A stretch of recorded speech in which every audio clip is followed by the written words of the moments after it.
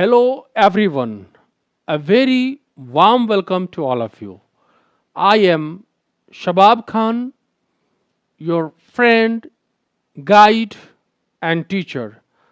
आज मैं आप लोग के लिए लेकर आया हूँ 6 ऐसे कॉमन वर्ड्स जो स्टूडेंट्स बोलने में अक्सर गलतियाँ करते हैं.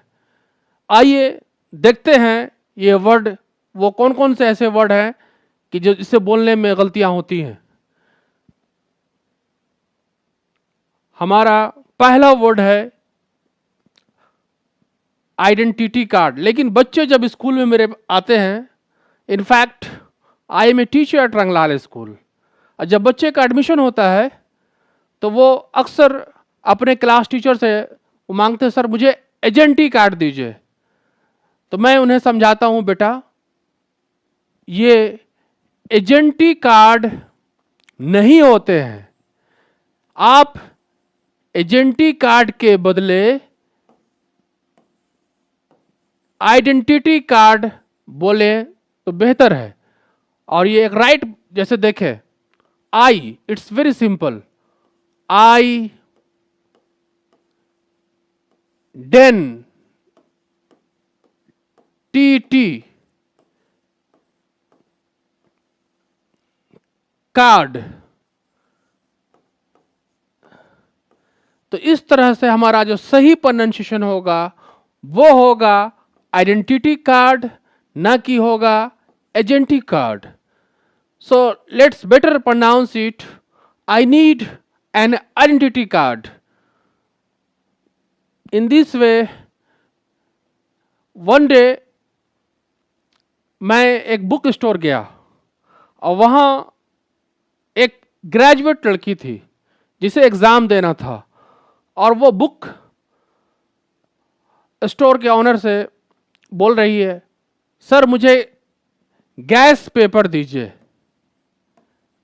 मैं परेशान हो गया कि ये लड़की जो है गैस पेपर के बदला, गैस पेपर क्या होता है, वो बुक सेलर गैस भी बेचने का काम शुरू कर दिया क्या.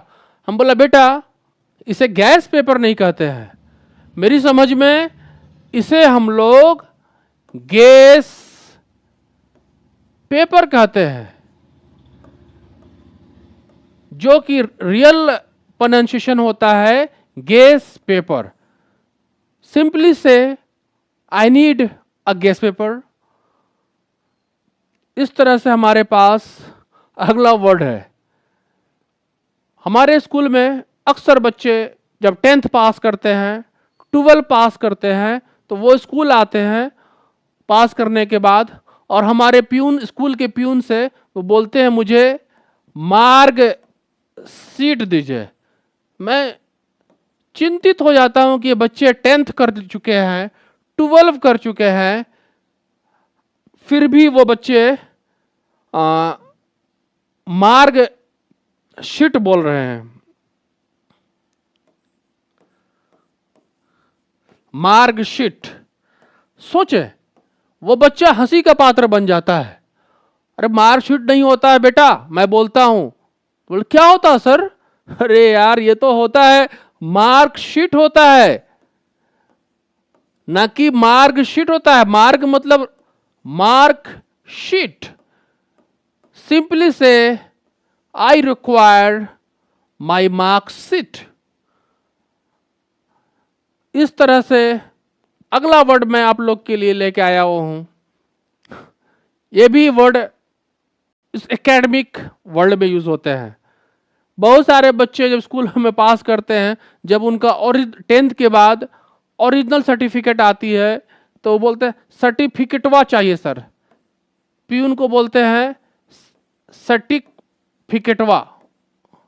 हम बोले, हमारा दिमागवा जो है चकरा जाता है कि सर्टिफिकेटवा क्या होता है भाई. कुछ लोग बोलते हैं सटिक फिटिक बोलते हैं, और दिमाग हमारा ये हो जाता है कि सटिक फिकेट क्या होता है. सटिक फिकेट, सटिक फिटिक, सटिक फिटिक. बताइए, बच्चे 10th पास करने के बाद भी तो रियल प्रोनाउंसिएशन होता है, इसे हम लोग बोलेंगे सर्टिफिकेट।